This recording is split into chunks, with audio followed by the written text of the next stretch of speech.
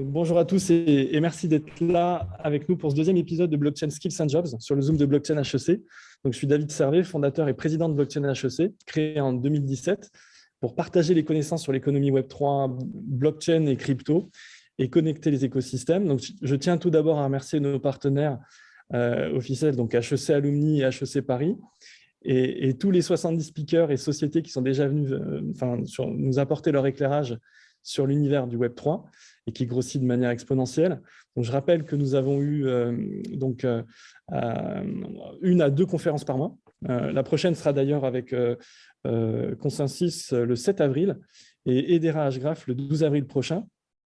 Et pour revenir donc sur notre sujet Blockchain Skills and Jobs d'aujourd'hui, nous donnons la parole à 4 recruteurs et des acteurs majeurs de manière globalement du Web3 qui vont nous présenter l'envers du décor de leur société, notamment leur ADN, leur culture et leurs besoins en recrutement du moment. 2 pitchs et 5 minutes de Q&A. Donc dans l'ordre, Stack Talent avec Sébastien Mellet, cofondateur de Stack Talent, qui est un cabinet de recrutement spécialisé dans les profils IT et commerciaux, expérimenté au sein de l'écosystème blockchain français. On aura également Ledger avec Laurent Castillo, qui est architecte en chef chez Ledger, la principale passerelle sécurisée donc, vers les actifs numériques. Hedera Hgraph avec Greg Scular, qui est Dev Advocate Executive Director Europe chez Hedera, qui est la blockchain de 3e génération. CoinHouse avec Marie Picot, Lead Talent Acquisition de CoinHouse, le partenaire de confiance pour les investissements en crypto et crypto-monnaies. Et enfin, Cryptost avec Valentin Demey, qui est journaliste et voix podcast chez Cryptost, l'un des premiers crypto-médias sur Bitcoin et blockchain en France. Voilà, donc Sébastien, the floor is yours, comme on dit. Je t'en prie. Merci David. Du coup, enchanté. Comme David a dit, je m'appelle Sébastien Mellet, je suis cofondateur de Stack Talent. Pour vous situer un petit peu ce qu'on fait, voilà, nous, on est un cabinet de recrutement spécialisé blockchain et crypto en France. Ça a été cofondé l'année dernière. Donc, mon associé, lui, qui s'appelle Aurélien Marie, il est ingénieur et il refait un master finance du coup à l'EM Lyon, excusez-moi. Et moi, du coup, j'ai un background plutôt commerce. J'ai fait une école de commerce, donc l'IESEG, où je suis diplômé négociation et commerce international. Et voilà, j'avais une expérience dans le recrutement avant, plutôt Web2. Et c'est pour ça que j'ai créé mon cabinet Web3. Ce que j'ai souhaité faire aujourd'hui, voilà, c'est de vous présenter un petit peu l'écosystème de mon point de vue. Donc, cabinet de recrutement. Donc, qu'est-ce qui se passe dans l'écosystème actuellement? Quels sont les postes qu'on recrute majoritairement et ce qu'on voit venir pour l'année 2022, voire 2023. Donc, j'ai préparé des slides que je vais vous partager.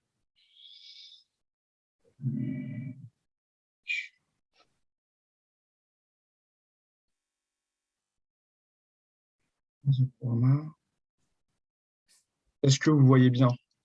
Ouais. Yes, super. Ouais, donc, alors, c'est une analyse rapide du marché, comme je disais, donc de notre point de vue à nous en tant que recruteurs en France dans le Web3. Donc, en mars 2022, pour situer quelques chiffres, sur LinkedIn, on a 1300 posts qui apparaissent lorsqu'on tape le mot blockchain. Indeed, 1800 posts.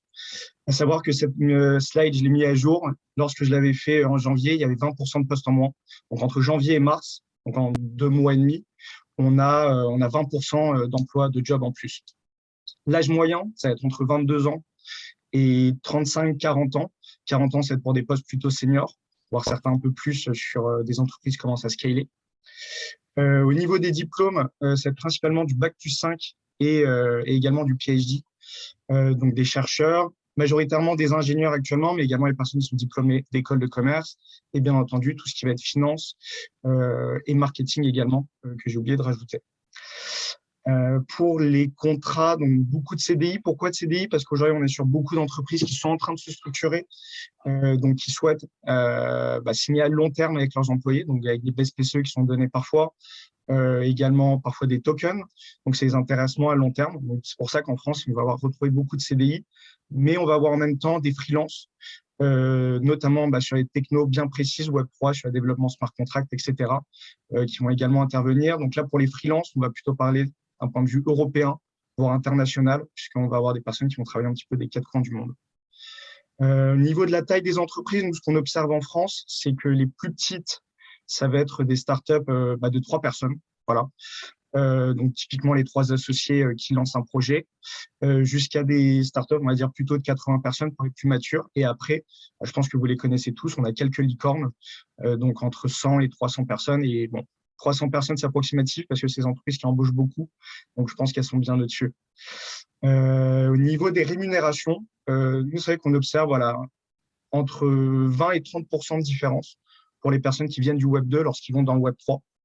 Ça s'explique par une raison assez simple, c'est-à-dire que la majorité des startups Web 3 vont aller chercher les meilleures compétences, les meilleures. Donc forcément, ils sont prêts à payer un peu plus cher. Il y a également une raison de financement derrière.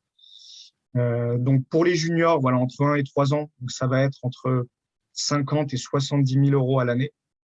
70 000 pour des choses assez précises. Typiquement, ça va être une personne qui sort de PhD. Senior, donc ce qu'on va appeler senior, nous, ça va être 3-5 ans, de 70 à 90, voire 95 K. Et ensuite, donc les seniors plus et les profils vraiment rares, où là, on est à plus de 100 K. On peut aller même sur des rémunérations qui vont être calquées sur ce qui se fait dans la Silicon Valley, donc, sauf que c'est à Paris, donc sur des rémunérations qui montent à 200, 250, plus forcément des baisses PCE très intéressantes. L'épidémie étant passée par là, le full remote, aujourd'hui en France, on commence à savoir ce que c'est, on s'y est habitué. Donc, on va avoir des entreprises qui vont faire du full remote, mais également beaucoup qui vont embaucher en présentiel pour pouvoir construire ces équipes. Donc, le plus souvent, ce qui va être demandé, c'est au moins 2 ou 3 jours sur place et le reste en remote. Donc, voilà un petit peu pour le marché de l'emploi de notre point de vue en France. Donc, nous, ce qu'on va recruter actuellement et ce qu'on observe majoritairement, et je pense que tous les acteurs seront d'accord, c'est qu'on va avoir 90% de postes qui vont être sur de la tech, donc des développeurs, et 10% de ce que nous, on appelle support. Qu'est-ce qu'on va appeler support? Ça va être tout ce qui va être commercial, marketing, gestion de projet également, financement. Donc, ça va être toutes ces fonctions qui vont venir en fait porter le développement de l'écosystème et des entreprises du coup Web3.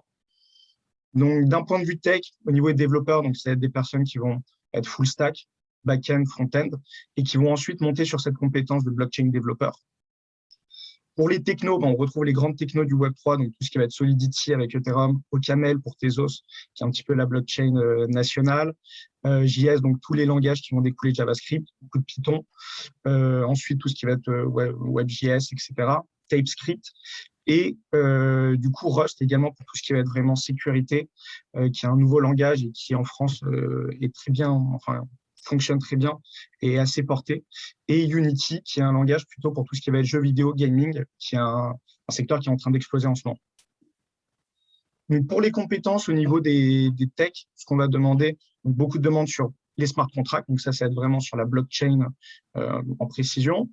Des aspects cryptographiques, en effet, il y a des aspects sécuritaires très importants en ce qui va être blockchain, à savoir aussi qu'un smart contract, souvent c'est open source, etc. Donc, il faut que ça soit bien fait. Des notions de DevOps, puisqu'on parle de la blockchain, ça reste un réseau distribué. Donc, qui dit réseau distribué dit infrastructure. La partie, c'est cybersécurité pour se connecter. Et donc, connaître également pourquoi j'ai mis écosystème blockchain, ça peut paraître très général, mais ça va être important, même si on est tech et qu'on connaît très bien le tech, de savoir ce qui se passe dans l'écosystème, pour être au courant des nouveautés, nouvelles technologies qui sont utilisées, nouvelles manières de faire. Et ensuite, il va y avoir cette notion de gaming qui est arrivée récemment avec toute cette trend d'NFT, Metaverse. Et c'est vrai qu'en France, on a beaucoup de studios, des grands studios de gaming, cette tradition. Donc, c'est des compétences qu'on a chez nous. Au niveau des fonctions support, donc les fonctions sales, ça va pas forcément être du sales à proprement parler comme on peut le penser. C'est plutôt de l'adoption. Donc, blockchain adoption, blockchain développeur, écosystème développeur. Donc, c'est de la vente qui va aussi avoir cette difficulté qu'il faut expliquer et être pédagogue pour montrer l'intérêt de la blockchain et ensuite aller expliquer ses concepts et rassurer, parce que c'est une techno qui est assez récente. Tout ce qui va être product manager, product owner, également, ça c'est des postes là qui commencent vraiment à être très demandés. La notion de growth hacking, community manager, lead community. On le voit dans l'écosystème Web3, les projets se développent beaucoup à travers leur marketing, un marketing digital, à travers la communauté également, donc sur les réseaux Discord, Telegram, enfin tous les réseaux qui vont exister, Twitter également. Donc, c'est une manière différente de construire cette communauté. Et ensuite, des personnes qui vont connaître le monde du gaming et de la 3D. Comme je disais, c'est quelque chose qui arrive, qui est récent. Donc, ça va être des postes qui vont être importants à avoir. Pour 2022, les prévisions que nous, on voit, en fait, un petit peu ce qui va se passer sur le marché, et donc on commence à nous parler, on commence à amorcer des réflexions avec nos clients sur ces postes. Ça va être des postes qui vont se créer. Donc, pourquoi ils vont se créer en 2022? Parce qu'il faut savoir qu'il y a beaucoup d'entreprises qui se sont montées en 2020-2021 avec le bull run et qui se sont financées. Donc, c'est des projets qui ont été initiés il y a 1 an, 2 ans et qui mettent leurs produits actuellement sur le marché, donc qui forcément vont avoir besoin de recruter énormément et aider sur des nouvelles fonctions. Donc, comme j'ai dit, les produits et les projets, ils sont matures. Le marché du travail commence également à se structurer. On commence à voir des structures, typiquement comme nous, Stack Talent, qui font du recrutement. Donc, nous, on ne fait pas forcément du Web3 directement, mais on participe à l'essor de cet écosystème. Également, tout ce qui va être formation qui se met en place autour pour accompagner la transition vers le Web3. Et beaucoup de séries A, séries B qui vont intervenir en 2022. Que nous, d'infos qu'on a pu avoir en off, donc des séries A et des séries B qui vont se préparer soit pour le milieu d'année ou plutôt vers la fin de l'année, des séries A souvent entre 20, 30, voire jusqu'à 80, 100 millions. Au niveau des nouveaux postes, comme je le disais, donc beaucoup d'adoption et de business developer qui va se créer pour la blockchain. Donc, puisque tous les produits vont arriver sur le marché, il va avoir besoin de les vendre. Et donc, c'est une vente un petit peu différente. La notion de token economics, qui est très importante, c'est une nouvelle manière de penser la finance, une nouvelle manière de penser les marchés. Donc, ça, c'est un poste qui commence à se créer énormément et sur lequel il y a des gros besoins. C'est de comprendre cette nouvelle économie. La partie légale et financière et fiscale aussi, puisque aujourd'hui, il commence à y avoir de plus en plus d'échanges en crypto, des factures qui vont commencer à être payées en crypto, etc. Donc, une partie légale, bien entendu, très importante pour que les projets soient solides. La partie financière, puisqu'on compte différemment d'un point de vue comptable. Et bien sûr, la partie fiscale pour la fiscalité de ces nouveaux actifs qui apparaissent.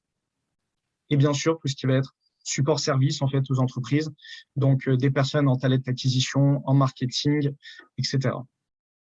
Nous, chez Stack Talent, on a une vision, c'est qu'il faut créer des ponts entre le monde traditionnel, donc traditionnel ou Web 2, vers le Web 3.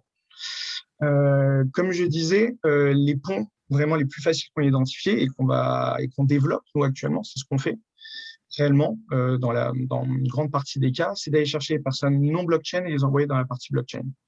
Donc, comme je disais, business developer, ça va devenir un blockchain adoption, écosystème développeur. Tout ce qui va être fonction marketing, média, donc lead community, développement d'écosystème. Les gens donc, qui vont venir de la partie plutôt finance légale, typiquement pour la partie légale, ça va être les personnes qui ont fait des masters en droit intellectuel, etc. Ça va être tout ce qui va être fiscalité, trader, token economics. Et ensuite, tous les postes full stack qui, en réalité, peuvent aller vers la blockchain. Il faut juste identifier les technos. Voilà, nous, on a identifié des anciennes technos, des technos, on va dire Web 2, qui sont transférables, du coup, vers le Web 3. Donc, voilà un petit peu ce qu'on a identifié. J'espère que cette présentation de l'écosystème vous a plu. En tout cas, voilà, je compte à le rappeler, c'est notre vision à nous, à Paris, en France, donc l'écosystème français, quoi. Si vous avez des questions, n'hésitez pas. Merci beaucoup, Sébastien. Excellent, je te remercie. Si vous avez des questions, n'hésitez pas, effectivement, que ça peut être en français ou ça peut être en anglais, d'ailleurs. D'ailleurs, les speakers ont la possibilité de switcher quand ils veulent. C'est leur droit. Donc, l'audience, c'est pareil. N'hésitez pas, le public, donc si vous avez des questions, à nous les formuler, que ce soit en anglais, en français, dans le chat, si possible. Question de Camille, peut-on avoir l'email de Sébastien pour envoyer notre CV, s'il vous plaît? Bien sûr. Yes, bien entendu. J'ai oublié de le noter. Attends, à la limite, je vais le mettre sur la slide. Voilà, dans le chat, ce sera plus simple.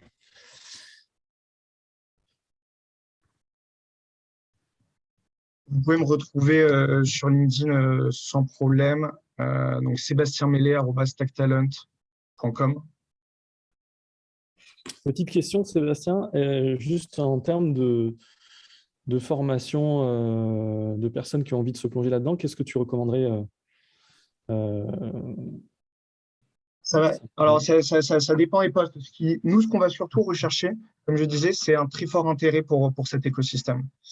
Nous, on a fait embaucher des personnes qui avaient pas enfin, beaucoup de personnes qui n'avaient pas d'expérience, on va dire, pro dans cet écosystème, forcément qui avaient des compétences solides dans d'autres domaines, mais qui s'y intéressaient.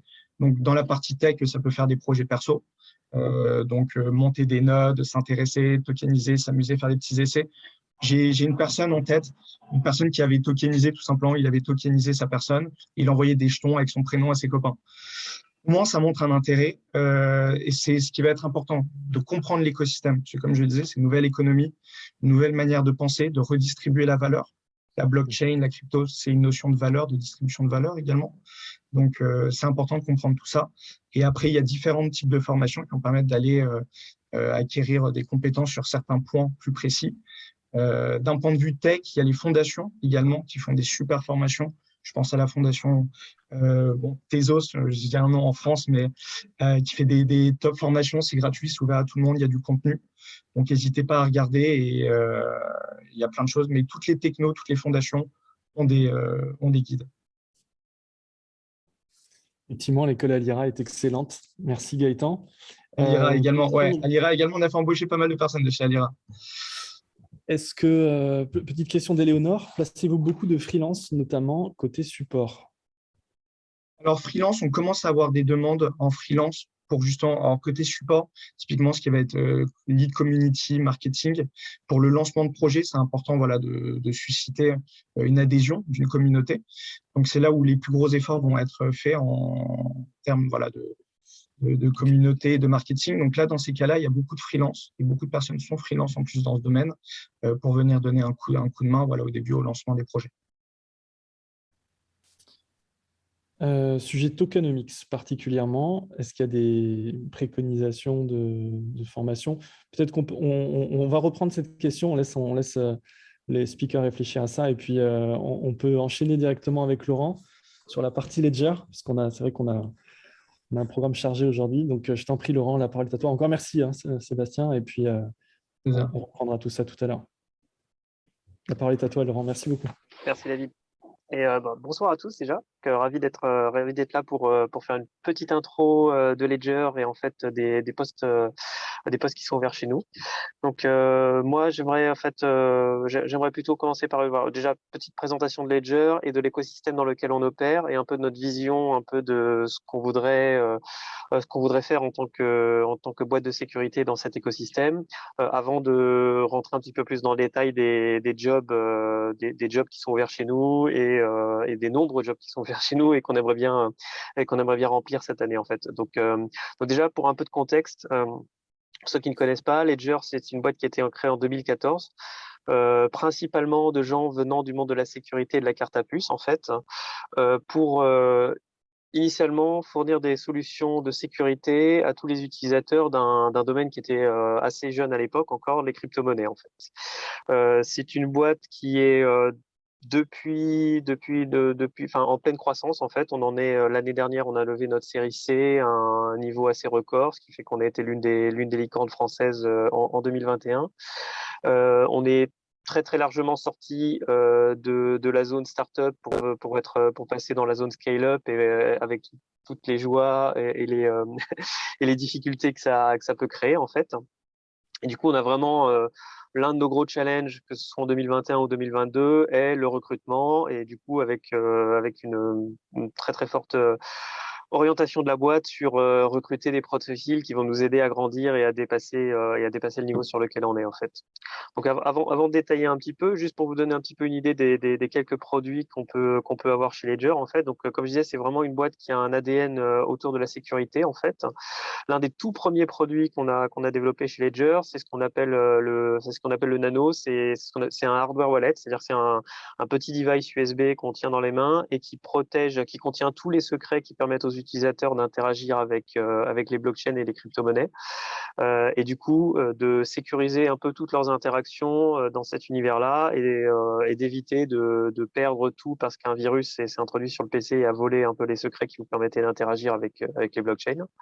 Donc ça, je dirais que c'est le produit qui nous a fait connaître. La raison pour laquelle la plupart des gens peuvent connaître Ledger, c'est parce qu'ils ont eu dans les mains ou ils ont vu des gens utiliser ce hardware wallet qui permettait de sécuriser les son interaction avec les blockchains en fait.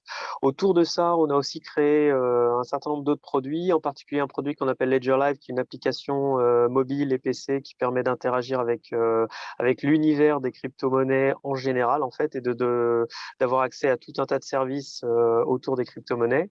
Et on a aussi créé une division entreprise qui s'adresse plus aux institutionnels, donc aux fonds d'investissement, aux banques qui ont envie de commencer à créer un certain nombre de services autour des crypto-monnaies. Donc ça, c'est un peu le cœur des activités de Ledger. Donc on a vu depuis les hardware wallets pas mal de diversification pour créer d'autres produits en fait.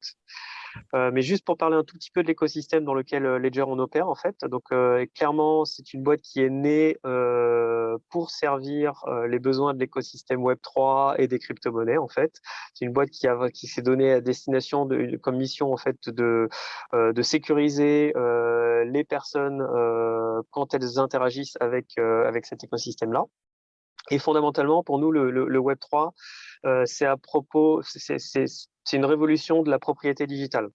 Donc le Web 1, c'était un peu une révolution de la façon dont on accédait à l'information et la création d'Internet. Le Web 2, c'était un peu une révolution des usages commerciaux et sociaux de cet accès à l'information en fait. Et le Web 3 est en train vraiment de transformer beaucoup les usages de la propriété digitale un peu sous toutes ses formes en fait, avec un certain nombre de concepts fondamentaux qui ont été au cœur de la création des blockchains comme la décentralisation, la liberté vis-à-vis de tout ce qui est censorship. Alors je suis vraiment désolé d'avance si je fais un peu de franglais un peu dans la présentation et on parle tellement en anglais dans ce domaine que il risque d'y avoir des mots qui sortent un peu On avait prévenu, on avait un prévenu. peu en anglais, voilà.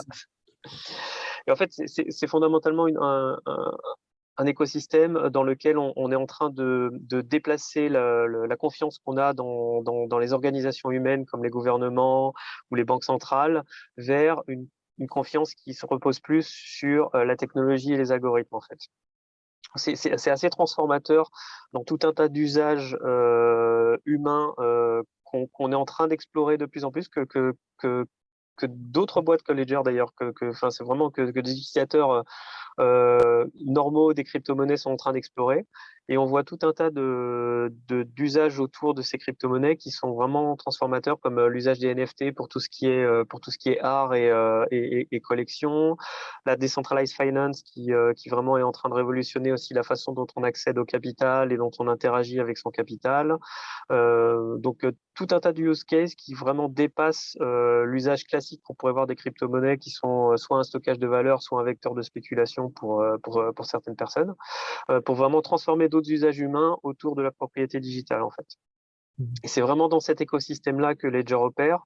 Donc on ne fait pas que de la sécurisation d'envoi, de réception de crypto-monnaies, on essaye aussi de sécuriser les usages humains de tous ces nouveaux use cases qui se développent autour des crypto-monnaies.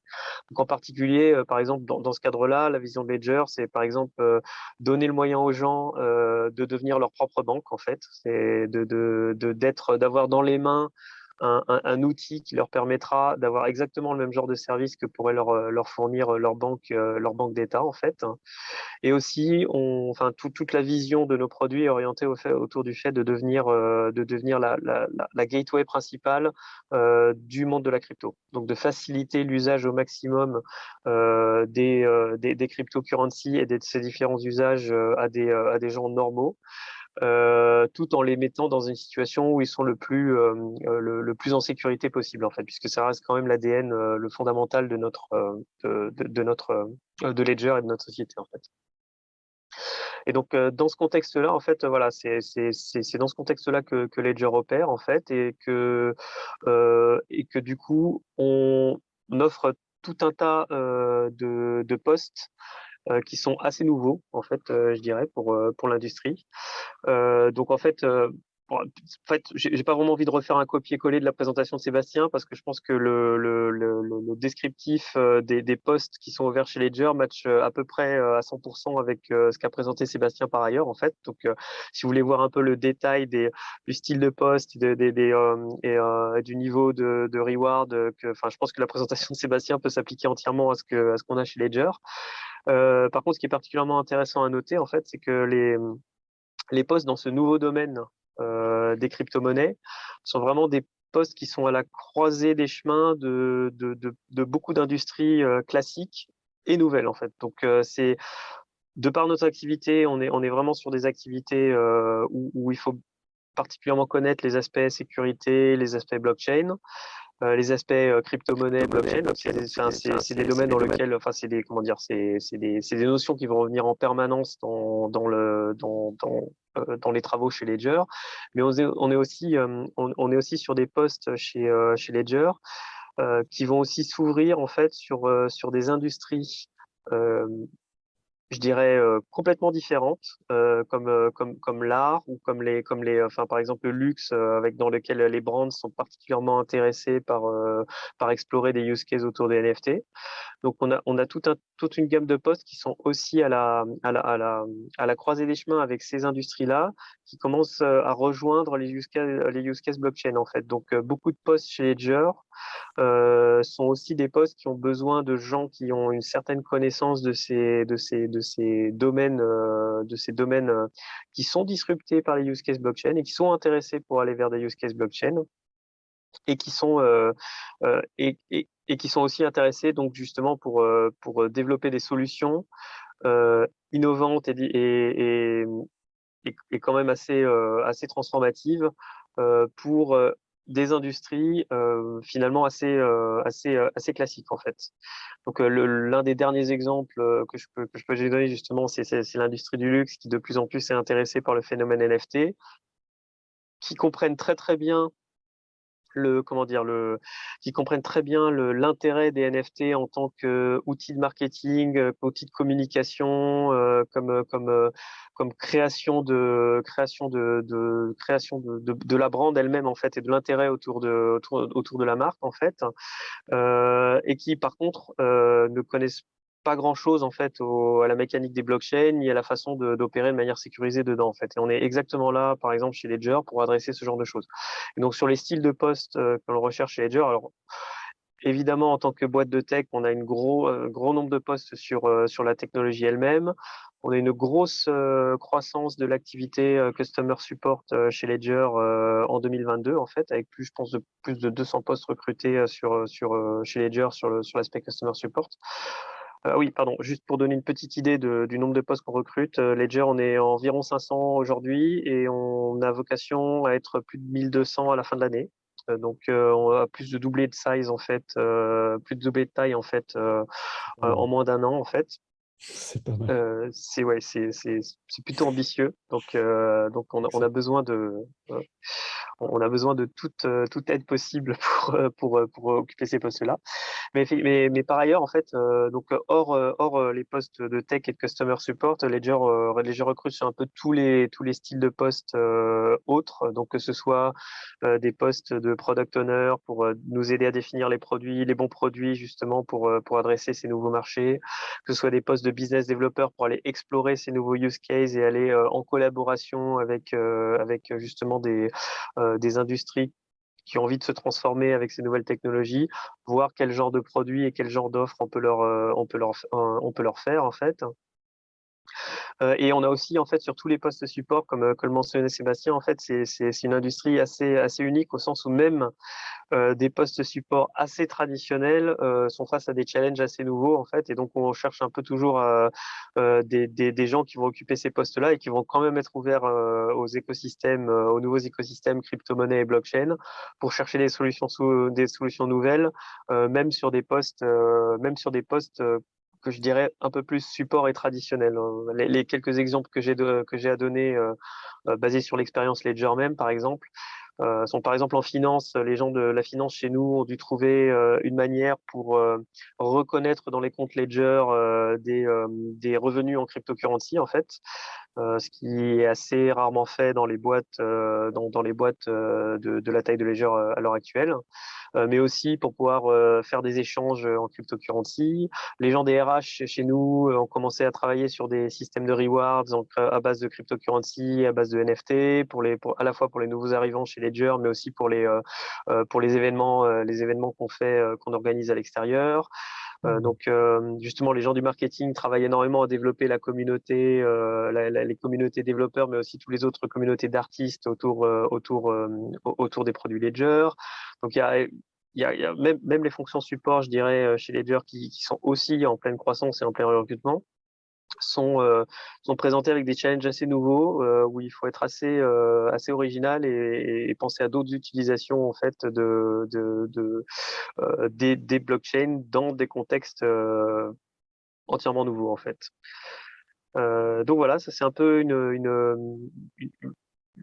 une vue très très très haut niveau des postes qu'on a chez Ledger. Alors je vous incite à aller sur le site de Ledger sur lequel on publie tous nos posts. En fait, tous les posts qui sont publiés sur le site de Ledger sont publiés à la fois en interne et en externe. Hein. Donc tous ceux qui sont sur notre site sont vraiment là pour être remplis en fait. Et à potentiellement me contacter. Je vous donnerai aussi mon adresse email, je pense, sur le chat en fait pour si vous êtes intéressé pour nous rejoindre. Magnifique, merci beaucoup Laurent.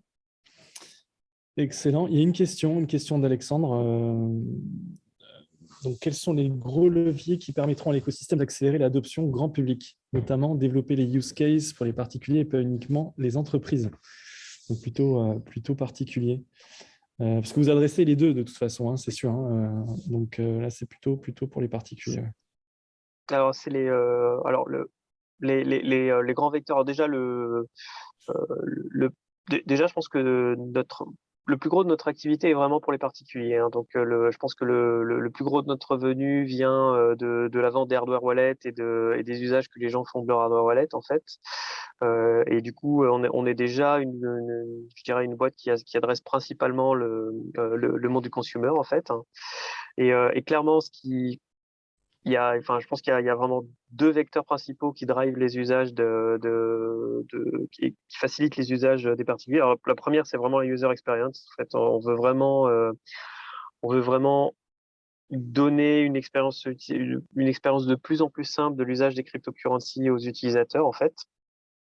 Et, euh, et, et finalement qu'ils aient une expérience le plus proche possible de ce qu'ils peuvent avoir quand ils interagissent avec potentiellement des banques ou des sites web où on va acheter où on va acheter des pièces d'art par exemple pour leur donner des expériences, des repères en fait sur le monde du Web3 assez similaires, tout en les mettant il y a une notion, par exemple, qu'on essaie de développer chez Ledger qui s'appelle le clear signing. On essaie vraiment de mettre en place toutes euh, tout ce qu'il faut en termes de sécurité pour que les utilisateurs soient toujours conscients de ce qu'ils sont en train de faire, en fait. Donc, c'est un domaine dans lequel les crypto-monnaies et la blockchain, c'est un domaine dans lequel il y a encore euh, on va dire, beaucoup de scams, beaucoup d'arnaques et beaucoup de potentiel de pièges en fait pour les personnes qui interagissent dans ces écosystèmes-là.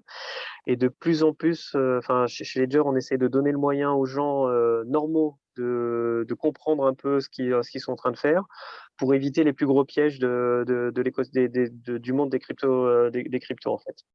Donc c'est quelque chose. Donc ça passe principalement par exemple par essayer de présenter de manière toujours claire aux gens ce qu'ils font quand ils sont en train de signer une transaction. Les transactions dans l'univers des cryptos sont irréversibles, donc c'est très très important d'être vraiment sûr de ce qu'on fait quand on fait une opération dans le monde des cryptos.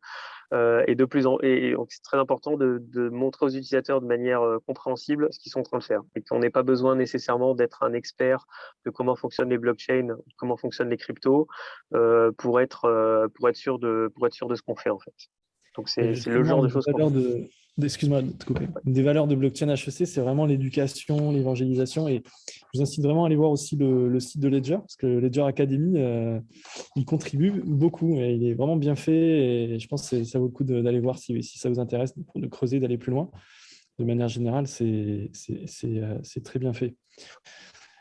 Et j'allais dire, effectivement, le deuxième vecteur d'adoption, c'est l'éducation. Donc, le monde des cryptos, c'est un monde dans lequel il faut vraiment augmenter le niveau d'éducation et de perception des gens sur ce que c'est, ce que ça représente, en fait. Et du coup, leur donner de plus en plus confiance pour opérer dans cet écosystème sans risque et sans problème, en fait. Excellent. D'autres questions? Je ne crois pas. Écoute, merci beaucoup, Laurent. Merci beaucoup. On va passer au prochain speaker, donc Greg Scular. Donc, si tu veux prendre la parole, Greg, la parole est à toi avec Ederage Graph. Merci encore, Laurent. Avec plaisir. Merci. J'espère que vous voyez mon écran. Si ce n'est pas le cas, dites-le moi. Tout d'abord, merci David pour l'opportunité de partager avec tout le monde. Et puis, merci à tous pour être présents et nous écouter. Je voulais juste reprendre ce que tu disais, David. Tu parlais de la troisième génération de registres distribués. Et puis là, tout de suite, on a entendu des notions de transformation. Et EDERA en tant que registre distribué public, donc là, on parle d'une famille de produits ou de réseaux comme Ethereum, Bitcoin et autres. On essaye vraiment chez EDERA de considérer que cette transformation passe premièrement par la disponibilité d'un outil qui supporte cette transformation, et que cette transformation, pour qu'elle puisse vraiment s'opérer, a besoin d'un outil qui soit puissant, qui soit efficace, qui soit stable, qui soit vert dans son empreinte carbone. Et que si on revient à l'historique du Web 1, Web 2, Web 3, le Web 3 aujourd'hui tel qu'on le conçoit, ou le métaverse, ou tout ce qui est vidéo par l'Internet, etc., serait inconcevable avec les modems qui tournaient à 14 000 baux, si vous vous souvenez de cette époque-là. Je m'en souviens certainement. Ce serait inconcevable. Et dans une certaine mesure, beaucoup de réseaux publics aujourd'hui sont le modem de l'Internet 1, et EDERA se veut être la fibre de l'Ethernet 3 ou du Web 3. Donc voilà, on est un réseau distribué qui a des caractéristiques de performance, de sécurité, stabilité, gouvernance et neutralité carbone qui sont uniques dans le domaine. Et on recherche donc Tiens, je partage tout mon écran. Attendez. Non, ah non, je ne partage pas mon écran. Voilà, je partage mon écran. Et on essaye donc de créer un mouvement d'adoption pour cet outil majestueux qui est le registre public distribué, au-delà de la finance décentralisée, au-delà des NFT, au-delà de ce dont on parle le plus dans le monde de la crypto, mais vraiment faire un outil qui permet à des entreprises, aussi bien que des particuliers, de se servir de cet outil comme ils se servent aujourd'hui d'Amazon Web Services et autres technologies.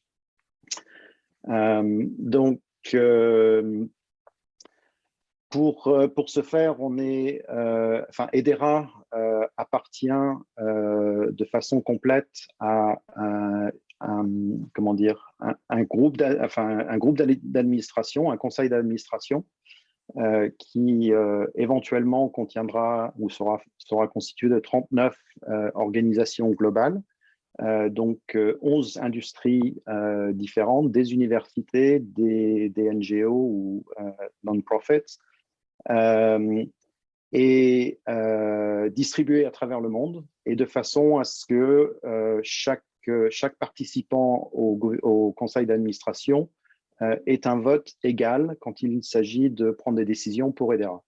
Donc, que ce soit au niveau de la gestion des membres du conseil d'administration, que ce soit la feuille de route, que ce soit la partie économique, que ce soit la finance ou tous les aspects légaux, tout ça est géré entièrement par notre conseil d'administration qui sont à part entière EDERA. Ils ne sont pas juste partenaires, ce sont des... comment dire, ils sont propriétaires d'EDERA pour la période de temps qui leur est allouée pour commencer, qui est de 3 ans chacun. Ça peut être renouvelé une fois. Et après, a priori, il serait remplacé par quelqu'un d'autre. Donc, on a une rotation constante et tout cela nous autorise à penser qu'on a un modèle de décentralisation très différent de ce qu'on voit dans le monde actuel et beaucoup plus ouvert, beaucoup plus décentralisé. Donc, pour vous donner une idée de qui opère EDERA aujourd'hui, les 26 membres du conseil actuels sont sur cette page. Donc, on a en France en particulier EDF et Ubisoft qui nous ont rejoint, enfin Ubisoft nous a rejoint récemment, mais vous voyez qu'on a des banques, on a des entreprises d'avocats, on a des grandes entreprises de technologie comme Google et IBM. On a vraiment voilà, beaucoup de variétés dans notre conseil d'administration. Et cette variété, on la retrouve aussi dans nos cas d'usage. Donc, je disais tout à l'heure, on ne fait pas que de la DeFi. En fait, on n'en fait pas beaucoup encore. On ne fait pas que du NFT. Ça démarre, ça commence. La plupart des cas d'usage qu'on voit ici sont des cas d'usage qui ne pourraient pas être faits sur d'autres réseaux publics, simplement parce qu'ils n'ont pas les performances nécessaires. Ils ont des modems et nous, on a la fibre. Donc voilà, c'est un peu ce que EDERA représente au niveau cas d'usage. Pour ce qui concerne notre mission, parce qu'après tout, quand on veut rejoindre ou quand on cherche à rejoindre une entreprise, il est important de connaître sa mission. Donc, on veut vraiment créer un monde qui est où on puisse faire confiance, ou dans lequel on puisse avoir confiance, quelles que soient nos activités, qu'on y joue, qu'on y travaille, qu'on y vende, qu'on achète, etc. Qu'il soit possible de maintenir sa vie privée, donc de partager des informations de façon sélective, et que tout ça soit disponible pour tout le monde. Donc, pas seulement ceux qui ont les moyens de déposer des gros sous dans la DeFi, mais de manière générale, que ce soit absolument disponible à tout le monde. Et une des questions qui a été posée tout à l'heure au niveau de l'adoption, beaucoup de l'adoption, on pense, va continuer au travers des activités qui sont liées aux jeux ou qui sont liées à une certaine couche de la population qui s'intéresse à la blockchain telle qu'elle existe aujourd'hui. Mais une autre avenue aussi, c'est le B2B qui sera suivi du B2C, donc business to business pour ensuite aller vers business to consumer. Et un des exemples qu'on a en cours de travail, c'est quelqu'un une organisation aux États-Unis qui gère tout ce qui représente les coupons que l'on peut découper ou que l'on peut obtenir quand on achète quelque chose au supermarché. On passe à la caisse et on a droit à une réduction. Tout ça va passer par EDERA aux États-Unis. Et éventuellement, ça permet à des utilisateurs de faire partie d'un écosystème où ils ont une application qui, sans forcément s'en rendre compte eux-mêmes, travaillent avec la blockchain ou travaillent avec un réseau distribué. Mais au cours du temps, on peut leur amener des fonctions, des capacités, ou peut-être qu'ils peuvent échanger des coupons entre eux, sous forme de tokens, par exemple. Et à ce moment-là, ils commencent à mettre un pied dans le monde de la blockchain ou des registres distribués, sans forcément être passé par la DeFi ou être passé par l'achat de NFT digitaux, etc., ou d'images, mais dans leur vie de tous les jours. Et on espère vraiment que ça va comment dire, ça va se développer dans ce sens-là où beaucoup plus de cas d'usage vont apparaître.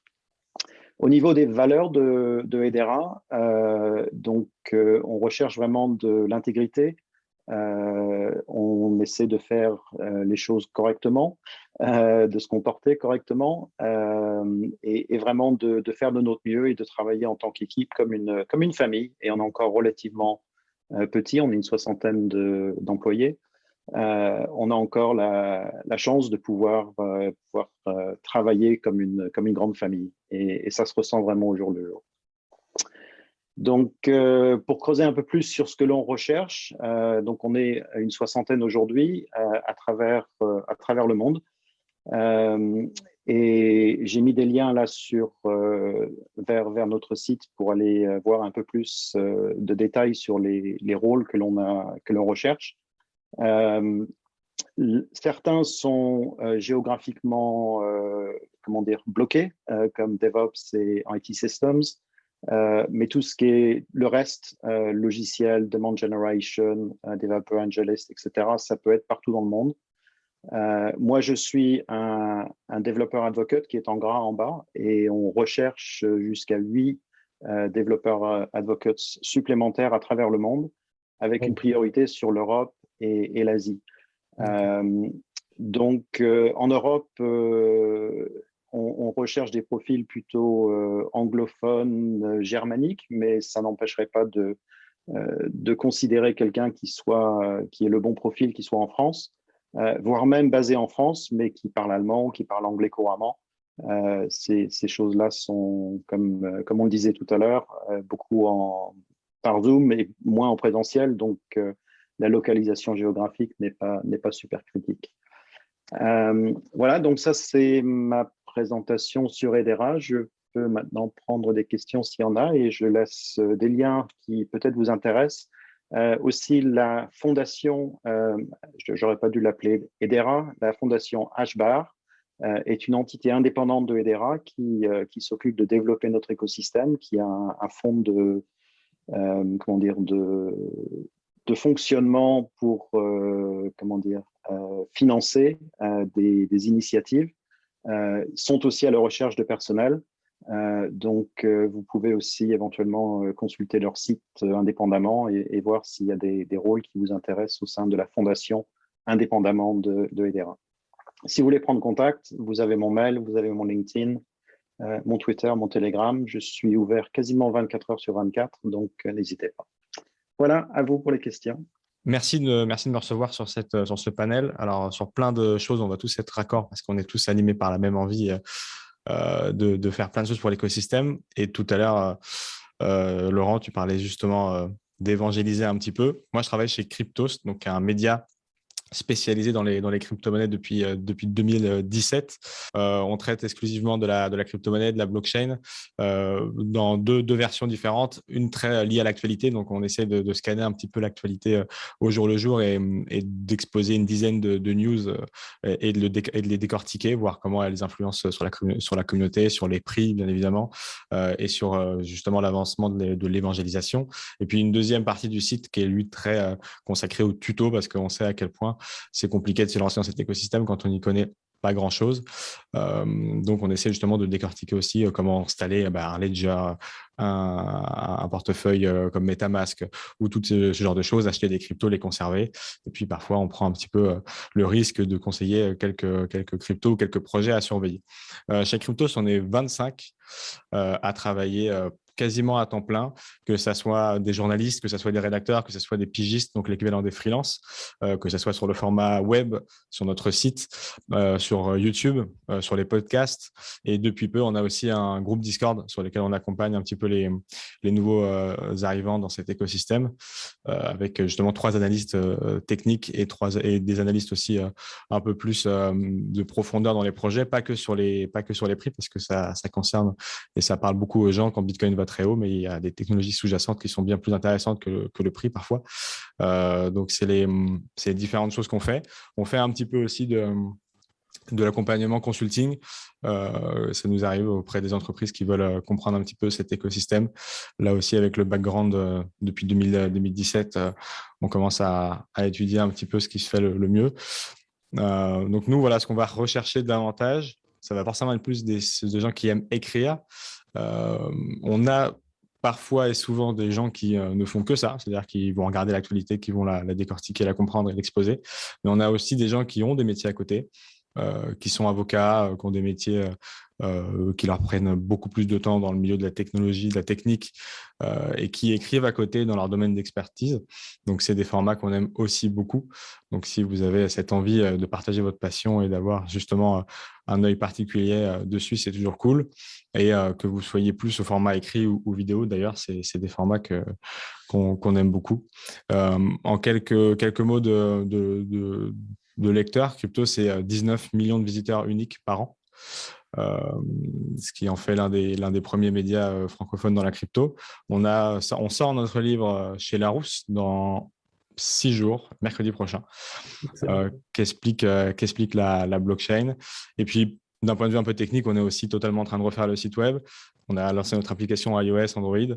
On est en train d'imaginer un peu, on ne va pas répéter un petit peu ce que tu as très bien expliqué tout à l'heure, Laurent, sur le Web3 et son fonctionnement. On est en train d'essayer de voir comment le monde du Web3 peut influer l'écosystème médiatique et le sortir un petit peu des difficultés qu'on peut connaître aujourd'hui quand ils sont liés à la pub ou à une concentration médiatique aussi. Donc, c'est des choses qui peuvent beaucoup changer les choses quand c'est bien fait. Donc, voilà, c'est les grandes choses sur lesquelles on travaille.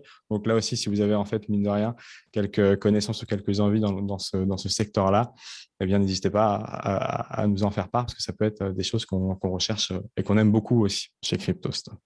Voilà pour la petite présentation. Donc, notre cœur de métier, c'est un média. Donc, voilà, on fait la liaison un petit peu avec les autres boîtes qui sont là ce soir. Parce que souvent, elles passent par nos articles avant de s'intéresser à l'écosystème et d'arriver en fin de course chez Ledger ou ailleurs. Question de Xavier sur le Discord. Est-ce qu'il est uniquement réservé à votre offre payante? Le Discord, alors le Discord dont je parlais, ouais, c'est notre seule offre payante sur le média. Je crois que c'est 49 € par mois. Sinon 100% du média est en offre gratuite. Donc effectivement là, il y a Vincent Gann qui est notre analyste technique qui est sur YouTube, notamment que les gens connaissent bien, qui fait des vidéos tous les matins pour expliquer un petit peu ce qui nous attend dans la journée. Et puis on a nos analystes un petit peu plus, comme je disais, dans la technique, qui viennent accompagner les gens sur des projets ou en faire découvrir. Donc là, effectivement, c'est une offre payante qui est sur Discord. Je vous drop aussi mon adresse mail si jamais vous souhaitez échanger, il n'y a pas de faute dedans, ou si vous voulez nous proposer des écrits ou ce genre de choses. C'est ça, et donc ce que tu rechercherais, enfin ce que Cryptos rechercherait aujourd'hui en termes de besoins en recrutement, s'il faut, on va dire, sur les mois qui arrivent ou années, ou comment tu décrirais ça, et enfin, voilà, comment on peut vous aider éventuellement? Alors, sur deux formats en termes de métier. Le premier, bien évidemment, notre cœur de métier, comme je disais, c'est d'écrire des articles et d'être journaliste. Donc, on n'est pas obligé de recruter des journalistes. On peut aussi recruter des gens qui sont des rédacteurs passionnés ou, comme je disais, qui ont des envies, des appétences dans leur métier qu'ils veulent partager. Donc, si jamais vous sentez l'âme d'un écrivain, n'hésitez pas à m'écrire sur l'adresse mail que j'ai drop, valentin@cryptost.fr. Parce que ça peut être aussi un statut freelance, auto-entrepreneur ou pigiste, donc c'est pas obligé d'être une activité que vous prenez à 100%, mais ça peut être une piste que bien évidemment on va rechercher pour grossir et continuer de traiter l'actualité au mieux, surtout avec la version 3 du site qui sort dans quelques semaines. Et puis on recherche aussi toujours un peu des compétences parallèles, tout ce qui touche au community manager. Si vous avez des appétences dans le marketing, la communication, là aussi, c'est des choses qu'on recherche beaucoup parce que forcément, plus on grossit de ce côté-là, plus c'est des structures qui demandent à être structurées, justement. On a les mêmes ambitions et envies que Ledger à notre échelle. Donc, on voit bien les explosions des marchés font exploser aussi les boîtes et forcément, il faut les structurer derrière. C'est l'avantage des bear markets. Si tant est qu'on soit un petit peu en bear market, ou en tout cas quand ça descend un peu, on en profite. Donc voilà, tout ce qui sont ces secteurs-là, marketing, communication, et puis compétences techniques, puisque comme je disais, on est en train de travailler à fond sur tout ce qui est Web3, connexion avec MetaMask, et puis tous les apports que peuvent apporter les NFT et le Web3 en général, tous ces outils-là, dans le cadre des médias, comme je disais, pour essayer d'apporter un peu plus de liberté dans la rédaction et des sources de revenus différentes pour avoir une rédaction un peu plus ouverte et libre que celles qui sont parfois pieds et mains liés à des entités centralisées. Excellent. Valentin, il est 19h01. Je crois que tu étais attendu à 19h. Et Ouais, je suis vraiment désolé. Ça fait partie du métier où, du coup, l'actu entre Mika, entre tous les trucs qui se passent en ce moment, on est un peu dans tous les sens. Heureusement, Mika est un peu derrière nous. Merci beaucoup pour ton temps et puis ta disponibilité, toutes ces explications. Avec grand plaisir. On se dit à bientôt. Et puis, Marie, on switch directement et on passe avec CoinHouse. Merci encore. À bientôt. À bientôt. Très bonne soirée. Ce qui est plutôt hyper cool, c'est qu'en fait, du coup, vous avez tous fait partie un peu du sujet. Donc, je vais juste peut-être faire en fait juste un sum-up en fait. Donc, ça va être génial. Alors, j'ai fait des slides. Donc, allons voir où est-ce que c'est. Je pense que c'est là. Hop, alors je ne vous vois plus du coup, bien évidemment. Hop, diaporama, parfait. Est-ce que vous voyez bien mon écran? Yes, tu peux y aller. Ok, alors je vais commencer par ça. En fait, pour parler de CoinHouse, je pense qu'il faut déjà parler de qui on est et qui on était avant. CoinHouse, de base, c'est anciennement la maison du Bitcoin, donc créée à peu près en même temps que Ledger. Donc, c'est plutôt intéressant parce qu'on est partis tous les deux sur le sujet vraiment en fait de la vulgarisation et de désinformer pour mieux informer. Et vous allez voir, je vais en parler beaucoup. Du coup, ça c'est plutôt cool. La maison du Bitcoin, en fait, c'était donc un corner à Paris, rue du Caire, où les gens en fait arrivaient avec des euros et ils repartaient littéralement avec de la crypto, donc un peu comme si vous alliez échanger de l'argent, pour soit des livres sterling, soit des dollars, etc. Ce côté-là, il a vraiment été mis en évidence pour accélérer aussi l'information et donner de l'information. Donc, ça a clairement été une petite bulle de gens qui commençaient en fait à se renseigner sur ces domaines-là et qui ont voulu échanger, en fait, comprendre un peu mieux comment ça pouvait se passer. C'est devenu CoinHouse du coup en 2017 quand on a commencé en fait à digitaliser la plateforme. Maintenant, il n'y a plus de comptoir du coup.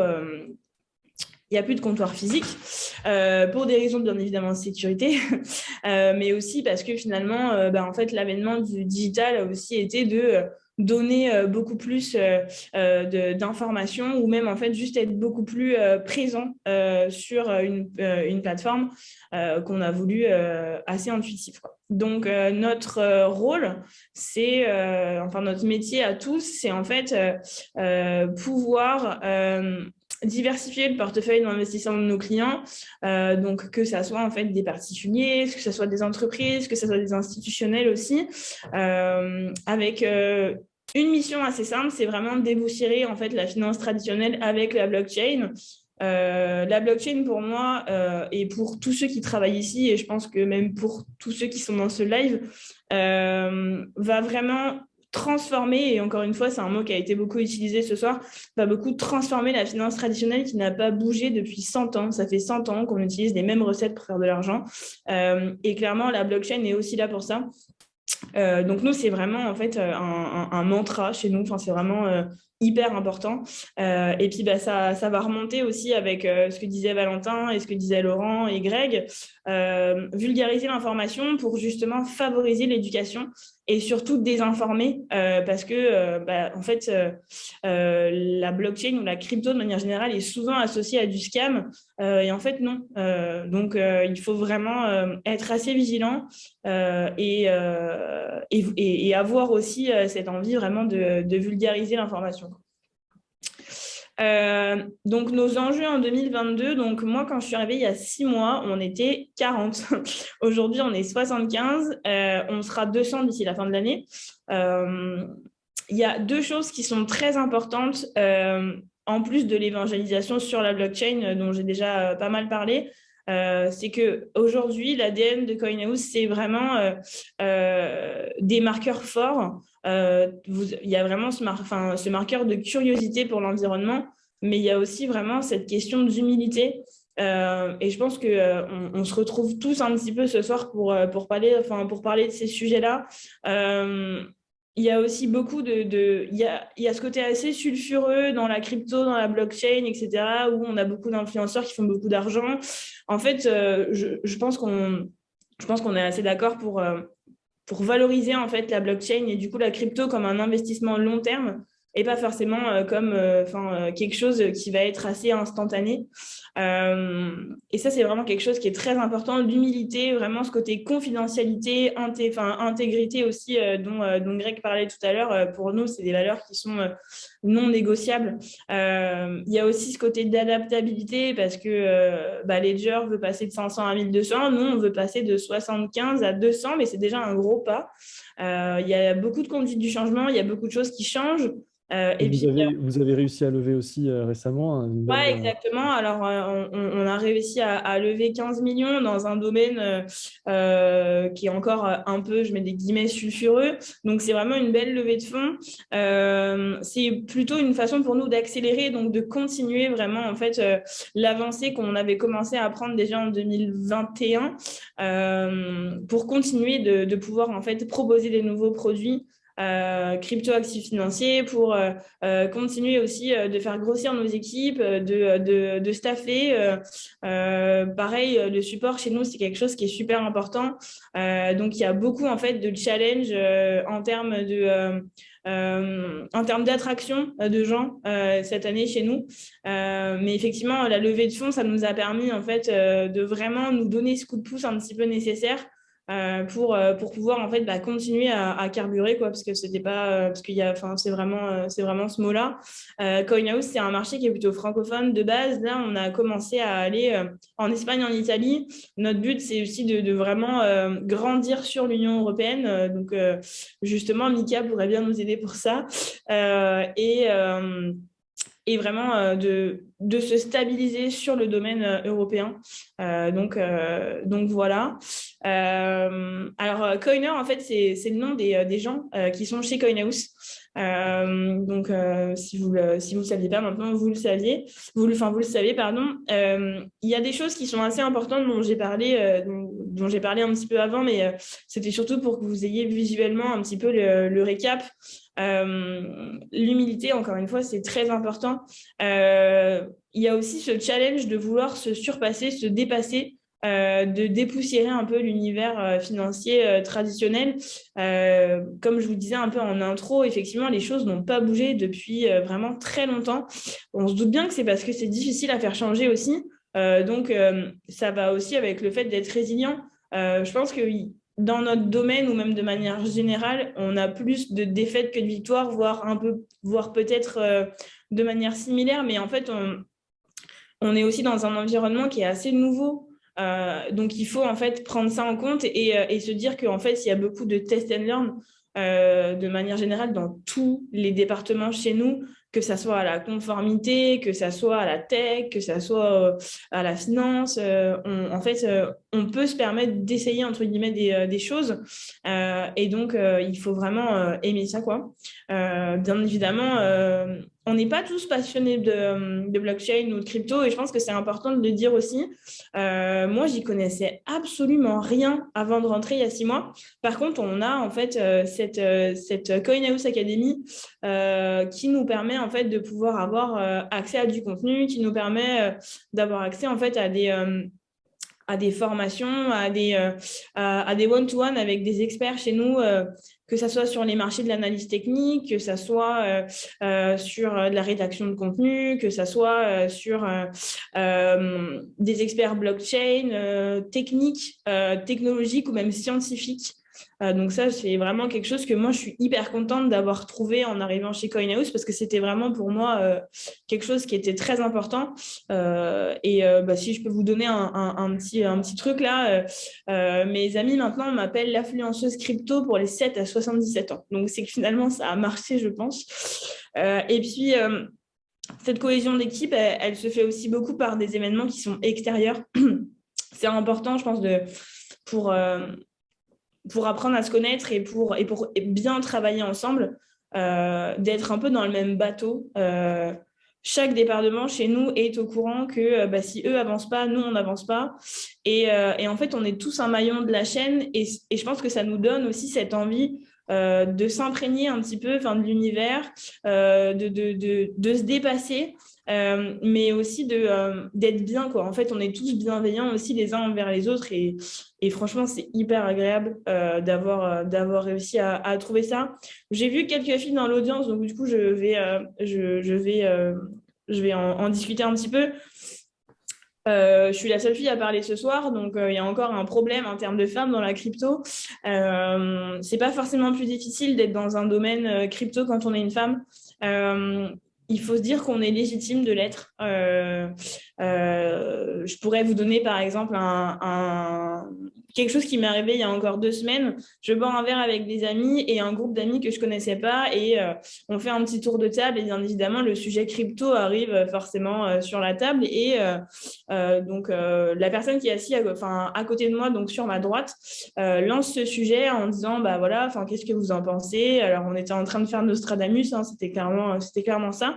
Et du coup, le tour de table arrive en fait presque à moi et j'ai mon ami Tom qui dit à cette personne assise à côté de moi, mais écoute, tu as en fait un expert assis à côté de toi, tu pourrais lui poser la question. Bien évidemment, le gars se retourne en fait sur sa droite puisque c'était un homme. Il s'est pas dit que j'avais la légitimité forcément d'être une femme et d'être dans la crypto, mais je pense qu'il faut... Je suis assez contente en fait chez CoinHouse parce que quand je suis arrivée, on était à un taux de parité qui est autour de 15%. Là, on doit être à environ 25-30%. Alors, ça paraît vraiment peu, mais on combine vraiment 3 domaines différents, que ce soit la tech, la finance ou même la crypto. Donc, j'ai vraiment... je suis assez optimiste en fait sur l'avenir de ces métiers-là et surtout, il faut vraiment en fait qu'on intègre en fait plus de filles, plus de femmes, parce que je pense que ça va nous permettre vraiment de diversifier et d'apporter vraiment en fait autre chose. Donc voilà, donc je vous ai mis un petit panel de ce que c'était d'être un coiner. Donc c'est en fait un peu un résumé clairement de tout ce que je vous ai dit avant, mais j'insiste sur ce fait aujourd'hui qu'on est vraiment des personnes qui sont passionnées dès le début ou qui ne l'étaient pas, mais qui avaient vraiment une curiosité pour le domaine.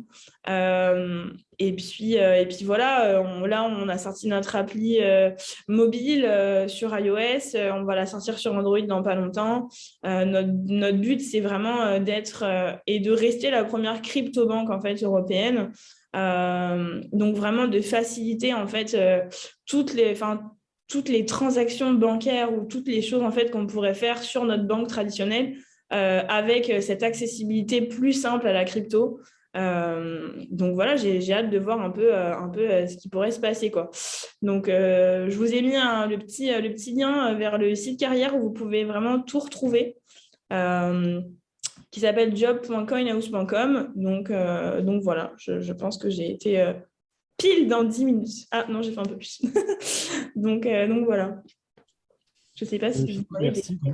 Sinon, c'est top. Il y a quelques questions, notamment une question de Nicolas Decouter, qui pose la question sur le développement de CoinHouse à Londres. Alors, j'en profite aussi entre parenthèses pour vous dire qu'on... remonter en fait sur les questions en même temps. Pour vous dire qu'on développe blockchain, un bureau blockchain à Londres au sein d'HEC Alumni et donc Nicolas sera le représentant. Et donc, si tu veux en dire quelques mots après les interventions, Nicolas, tu seras bien évidemment le bienvenu, mais ça promet de beaux projets en perspective. Alors écoute, Nicolas, pour te répondre, actuellement, on veut vraiment en fait être sur les pays Espagne, Italie, aussi en fait Allemagne. Donc là, on a ouvert un bureau au Luxembourg il y a 1 mois et demi.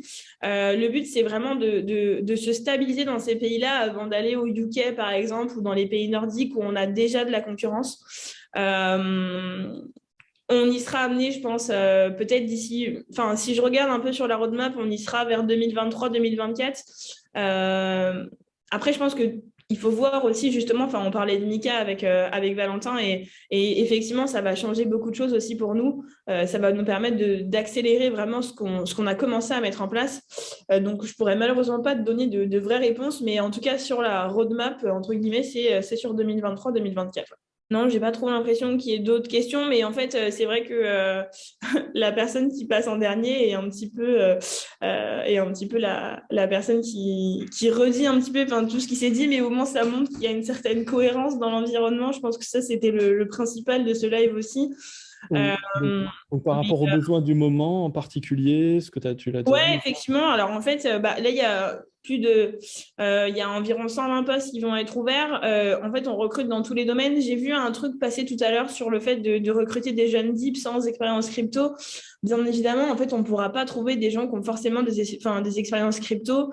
Euh, donc oui, bien sûr, à partir du moment où il y a vraiment une curiosité pour l'environnement, le domaine, et puis je pense que c'est une philosophie, la blockchain, avant toute chose. Et pour moi, ça, c'est vraiment le plus important que tu n'aies pas lu le white paper de Solana. Je pense pas que ce soit très, très grave. Par contre, que tu sois pas en phase avec en fait, cette philosophie blockchain, je pense que ça, c'est plus compliqué. Un bureau en Suisse de Xavier Besson, une question, effectivement. En fait, si du coup Mika n'était pas passé, on aurait été en Suisse.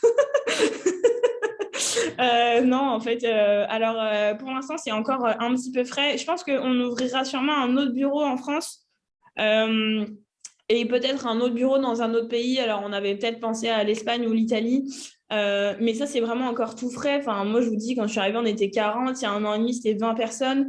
Donc, pour l'instant, on est en train de mettre les choses un peu en place, un peu au fur et à mesure, encore une fois, du test and learn. Je pense que ce qui est juste important de vous dire, parce que c'est quelque chose que je sais, on n'est pas du tout une boîte full remote. Je pense que soit tout le monde l'est, soit personne ne l'est. On est plutôt très axé sur de la flexibilité. Pour faire grossir des boîtes aussi rapidement, c'est important de venir au bureau. C'est important d'échanger des conneries à la machine à café. C'est important de partager des moments extérieurs, même au bureau, avec des gens. Moi, je fais beaucoup de choses avec les sales, avec le marketing, avec la tech aussi, parce que moi, je dépends plus de la tech et du produit, mais en fait, on fait tous des choses ensemble. On fait des spectacles, des concerts, on va boire des verres. Et ça change vraiment, en fait. Ça donne un côté très symbiose. Et c'est super agréable à voir. Les gens se baladent un peu dans les open space pour venir chercher un tel pour aller boire un café. Et ça, c'est vraiment quelque chose qui est primordial et qui, je pense, fait en fait que même quand on sera 800, ça changera pas en fait parce que ça fait partie de l'ADN de cette boîte-là. Et je suis très contente d'être vitrine en fait de cette, de CoinHouse parce que c'est une belle boîte avec des gens très cool à l'intérieur. Pour le mail, en fait, il n'y a pas forcément de mail particulier puisqu'en fait, c'est moi. Mais par contre, sur le site job.coinhouse.com, vous avez toutes les offres. Vous pouvez aussi vous abonner par département. Donc, à chaque fois qu'il y a une nouvelle offre, vous pouvez y avoir accès directement en newsletter. Et sinon, vous avez moi ou Nicolas Ferry que vous pouvez retrouver. Si vous tapez CoinHouse sur LinkedIn, vous allez nous retrouver assez rapidement. Voilà. Excellent, très, très clair. Merci beaucoup. Merci Marie. Alors, je vous propose qu'on passe au Q&A général. Donc là, effectivement, on avait une question que j'avais gardée en suspens sur la notion de formation dans la tokenomics. On parle beaucoup de tokenomics, notamment avec la hype des DAO cette année. Et puis, de manière générale, dans les projets crypto. Est-ce qu'il y en a qui veulent, quelques speakers qui veulent se proposer des éléments de réponse pour se former à la tokenomics? Comment on fait? Alors, à part, effectivement, la première idée, c'est la lecture des white papers, s'imprégner des projets. Si je peux avancer un avis qui n'est pas forcément, un avis d'autorité. Je ne sais pas si c'est une question de se former à la tokenomics. Je crois qu'il y a beaucoup de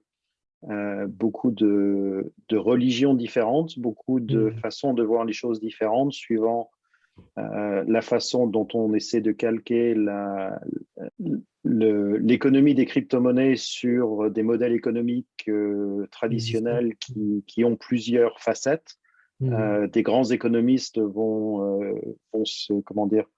discuter de l'avantage et de l'inconvénient de l'inflation pendant des heures sans vraiment se mettre d'accord. Et on retrouve beaucoup ça dans la crypto-monnaie. En fait, tout le monde est un peu un expert. On trouve beaucoup d'experts qui ont des avis très différents. Et je pense, enfin pour moi, hein, au final, c'est plus peut-être une question d'essayer d'absorber, de comprendre tous les différents modèles qui existent et puis après de choisir celui auquel on s'attache le plus peut-être. Ouais, très clair. Donc, c'est avant tout des notions d'économie et une ouverture sur le monde, sur les modèles économiques du monde en général pour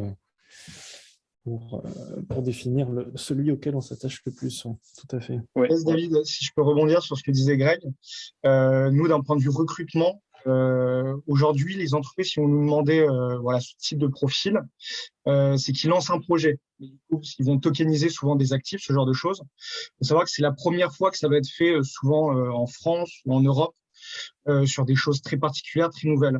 Donc en fait, en réalité, il n'y a pas vraiment de règles, puisqu'en fait, on est en train de réinventer une manière d'échanger de la valeur, comment on la calcule, comment on la distribue.